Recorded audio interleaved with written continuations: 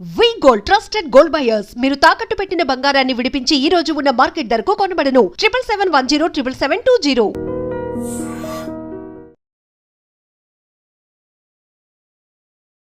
Welcome to iDream media. So జనరల్గా sugar వ్యాధి, diabetes అంటే షుగర్ లెవెల్స్ కంట్రోల్లో లేకపోవడం వల్ల చాలా హెల్త్ ఇష్యూస్ వస్తాయి. అన్ని రకాల ఆర్గాన్స్ మీద ఇది ప్రభావం చూపిస్తుందని చెప్తుంటారు. కొంతమందిలో అయితే షుగర్ బాగా ఎక్కువైపోయి పుండ్లు పడిపోయి కాళ్ళు తీసేయడం ఇలా కూడా చూస్తూ ఉంటాము. సో ఇట్లా అవ్వకుండా ఉండాలంటే ఆహారంలో ఎలాంటి మార్పులు చేసుకోవాలి, లియో డైట్ దీని గురించి ఏం చెప్తుంది, పూర్తి వివరాలు తెలుసుకుందాం. మనతో పాటు ప్రముఖ vegetable therapist and sun spiritual society founder, Leo diet specialist Vikramaditya Guruji ఉన్నారు. గురూజీ నమస్తే అండి. సూర్యోస్మితల్లి. గురూజీ, అంటే డయాబెటీస్, షుగర్ వ్యాధి మీరు చెప్తున్నట్లు ఎక్కడ చూసినా షుగర్ పేషెంట్స్ కనిపిస్తూ ఉన్నారు. షుగర్ లెవెల్స్ ఎంతో కొంత ఎక్కువగానే ఉంటూ ఉన్నాయి మందులు వాడుతున్నా కానీ దానికి డైట్ పాటించాలని చెప్తూ ఉంటారు.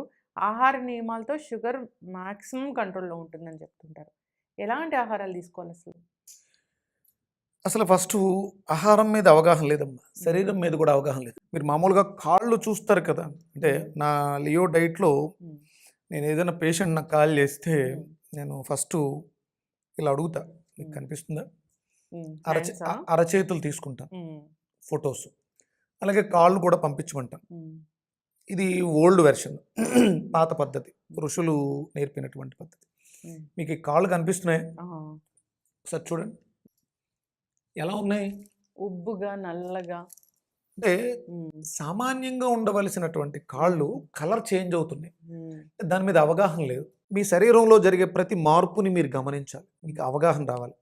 కేవలం నా డయాగ్నోసిస్ ఎలా ఉంటుంది అంటే, అరచేతులు తీసుకుంటాం, చేతిలో రేఖలు, అలాగే కాళ్ళు, ఫేసు తీసుకొని పేషెంట్ చెప్పేది కొన్ని వివరాలు, ఫండమెంటల్ సిమ్టమ్స్ని తీసుకుని ఇంకా ఏమైనా ఉన్నాయా వెళ్ళినప్పుడు ఈ పేషెంట్కి, అంటే నా దగ్గరికి రావడానికి ముందు క్రియాటినిన్ గురించి ఫోన్ చేశారు. కానీ నేను చూసిన వెంటనే ఇతనికి ఆర్టరీస్ సరిగ్గా పనిచేయట్లేదు, కిందకి రక్తం వెళ్ళిన తర్వాత కింద ఉండిపోతుంది, అది కాళ్ళు తిమ్మిర్లు ఇవన్నీ ఉన్నాయి, బ్లాక్ అయిపోయినాయి. ఇంకొంచెం నెక్స్ట్ ఇంకొక ఫ్యూ డేస్లో కాళ్ళు కటింగ్ తీసేయాల్సిందే, వేరే దారి లేదు, అంటే గ్యాంగ్రీన్ అయిపోయింది. ఇప్పటికీ కరెక్ట్గా 15 డేస్. ఈ 15 డేస్లో అతనికి వచ్చిన చేంజ్ మళ్ళీ అంటే అబ్జర్వేషన్లో మన డైట్, లియో డైట్తో కేవలం ఫ్రూట్స్, వెజిటేబుల్స్. కొంచెం పెయిన్ వస్తుంది అంటే 1 వీక్ వాడిన తర్వాత కాళ్ళు తిమ్మిరి నుంచి పెయిన్లోకి మారినాయి. ఇంతకుముందు అసలు సెన్స్ లేదు, ఇప్పుడు సెన్స్, అంటే తను పెయిన్ ఫీల్ అవుతున్నారు. పెయిన్ ఫీల్ అవుతుంటే రెగ్యులర్గా మనం ఇచ్చిన డైట్లో ఇంకొక 2 డోసెస్ పెంచిన వెంటనే ఆయనకి ఏమైంది, మోషన్స్ స్టార్ట్ అయింది. కంగారు పడుతూ మోషన్స్ అవుతున్నాయి. మోషన్ అంటే ఏంటి, ఏమొస్తుందో లోపల నుంచి, ఏదైనా గుండె జారిపోతుందా, లివర్ వెళ్ళిపోతుందా, ఏమొస్తుందంటే బ్యాడ్ స్మెల్, గ్రీన్ కలర్ పసరు వచ్చేస్తుంది బాడీలో ఉన్నది. నిన్న అంటే ఇవాళ మనం 20th మాట్లాడుకుంటున్నాం, 19th ఆయనకి రెగ్యులర్గా ఇచ్చే ట్రీట్మెంట్లో ఒక 3 ఎక్స్ట్రా యాడ్ చేశాను, మార్నింగ్ డే టైంలో, నైట్ టైం.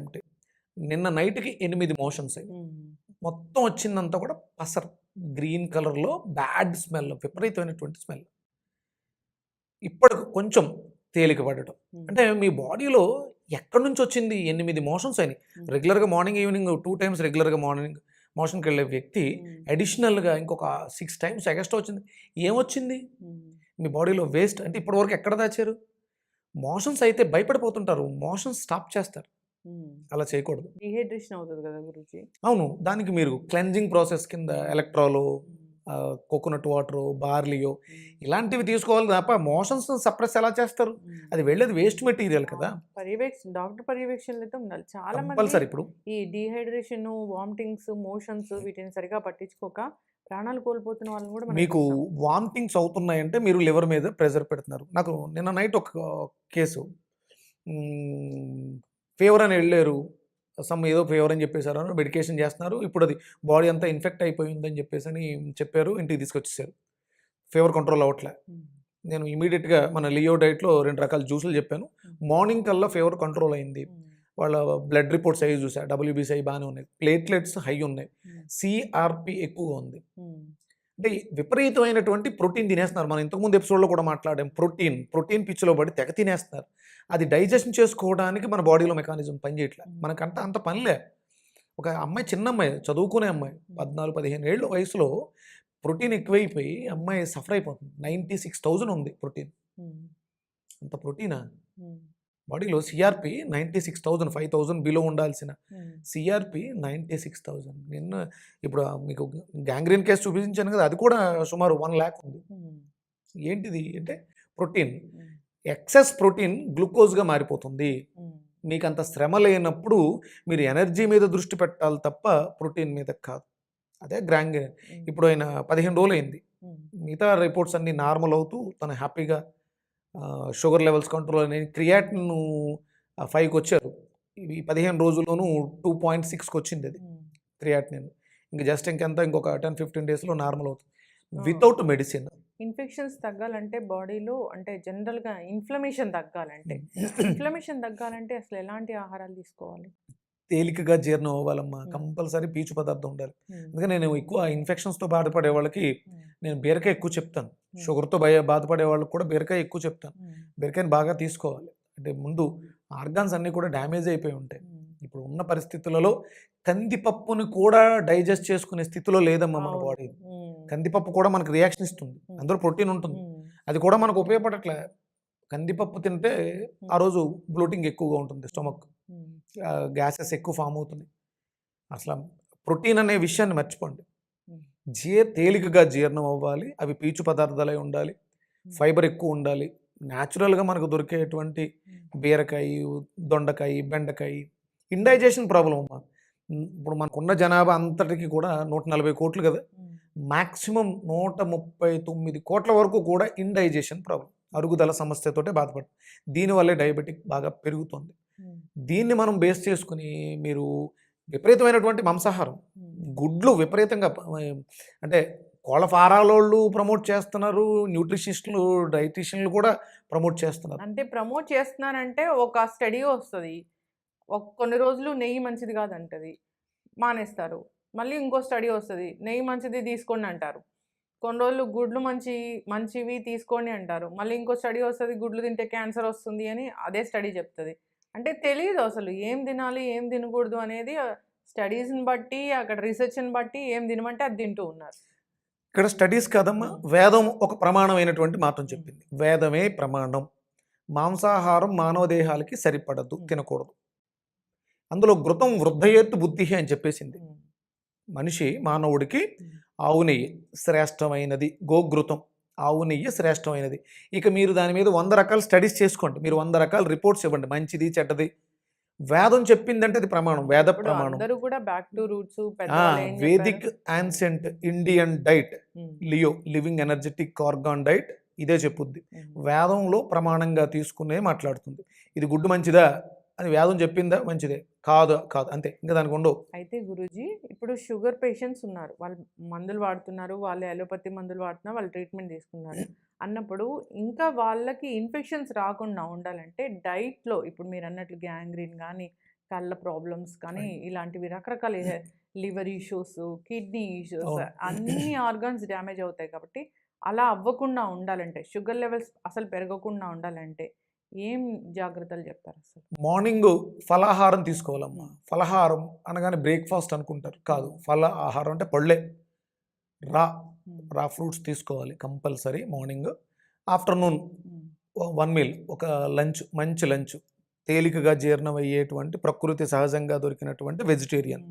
ఈవినింగ్ వచ్చేసరికి సూప్స్, హాట్ బ్రెవరేజెస్, వేడిగా ఉండేటువంటి గంజి, బార్లీ బియ్యాన్ని వేయించుకుని జావ చేసుకోవడం. ఇప్పుడు రాగులు, అరికలు, సామెలు ఉన్నాయి కదా, వాటిని శుభ్రంగా ప్రాసెస్ చేసి మొలకెత్తించుకుని వాటిని పౌడర్ చేసుకుని వాటితో పెట్టుకున్నటువంటి జావ, గోధుమ జావ, ఇలాంటి జావలే తీసుకోవాలి. హాట్ బ్రెవరేజ్ ఉండాలి, అది లిక్విడ్ అయి ఉండాలి. సాలిడ్ ఫుడ్ ఒకటే మార్నింగ్, మధ్యాహ్నం మాత్రమే. మార్నింగ్ అంతా ఫ్రూట్స్, మధ్యాహ్నం లంచ్, ఈవినింగ్ వచ్చేసరికి గంజి. అంటే ఉదయం కింగ్లా తిను, మధ్యాహ్నం మంత్రిలా తిను, సాయంత్రం వచ్చేసరికి సైనికుడిలా. ఏమీ లేదు, గంజి ఒక చిన్న చెప్పలో పోసుకుని తాగినట్టు ఉంటుంది అది. అలా ఉన్న జీవితం హ్యాపీగా ఉంటుంది, ఆరోగ్యం బాగుంటుంది. చేసి చూడండి, డయాబెటీస్లో అద్భుతమైనటువంటి మార్పులు వస్తాయి. ప్రోటీను, కార్బోహైడ్రేట్స్, ఫ్యాట్స్, వాల్నట్స్, అయ్యి ఇవన్నీ పూర్వం లేవు. అప్పుడు ఇన్ని రోగాలు లేవు. మీలాంటి గురువులు అందరూ చెప్పబట్టి చాలామంది కూడా ఇప్పుడు వెజిటబుల్స్ని కొంచెం కుక్ చేసి తీసుకోవడము, స్టీమ్ చేసి తీసుకోవడము, నట్స్ తీసుకోవడము ఇలా చేస్తూ ఉన్నారు. అంతో కొంత హెల్త్ బాగుపడుతూనే ఉంది. కాకపోతే ఈ డయాబెటీస్ ఉన్న వాళ్ళకే హెల్త్ ఇష్యూస్ అనేవి వస్తున్నాయి కాబట్టి ఇది పాటించాలమ్మా. చాలా మందికి అపోహ ఏంటంటే రా వెజిటబుల్స్ అరగవు అనే ఒక భ్రమలో ఉన్నారు. అది అబద్ధం. రా చాలా తేలికగా అరుగుతుంది. ఎందుకంటే దాంట్లో దాన్ని మనం ప్రాసెస్ చేయలే. అరుగుతుందేమో కానీ తినలేరు కదా గురుజీ. తినాలమ్మా, అలవాటు చేసుకోవాలి. అంటే ఇప్పుడు ఇందులో దొండకాయలు ఉన్నాయి, మీరు అది చూడండి, చాలా బాగుంటుంది, వగరుగా ఉంటుంది రుచి. ఆ రుచి కావాలి బాడీకి. ఆ రుచి లేనిది అంటే రుచి అనగానే బిర్యానీ రుచి, పిస్తా రుచి, పాస్తాల రుచి ఇవి కాదు మనకు కోసుకున్నది. రుచులు, షడ్రుచులు కావాలి శరీరానికి. ఆ రుచులు ఇచ్చినప్పుడు ఆ రుచులకు సంబంధించిన ఆర్గాన్స్ పనిచేస్తాయి. మీరు ఆ రుచులు ఇవ్వకపోతే ఆ ఆర్గాన్స్ పనిచేయి. దానివల్ల అనారోగ్యాలు వస్తున్నాయి. రుచులు మనకి, అందుకని ఉగాది చాలా శ్రేష్టమైనది సాంప్రదాయంలో. ఆ 6 రుచుల సమ్మేళనమే సంవత్సరం అంతా మిమ్మల్ని రక్షిస్తుందని చెప్పడానికి ఆ గుర్తు చేస్తుంది రుచులు. ఇవి సంవత్సరం అంతా పాటించాలి మీరు ఋతువులకు తగ్గట్టుగా. అప్పుడు ఆరోగ్యంగా ఉంటారు. డయాబెటీస్ అనేది మహమ్మారిలా వ్యాప్తి చెందుతుంది. అంటే తిండి కోసమే బ్రతకాలి అనుకున్న వాళ్ళకి, బ్రతకడం కోసం తినే వాళ్ళకి మాత్రం ఎలాంటి ప్రమాదం ఉండదు. దానికి తగ్గట్టుగా తేలిగ్గా తీసుకోండి.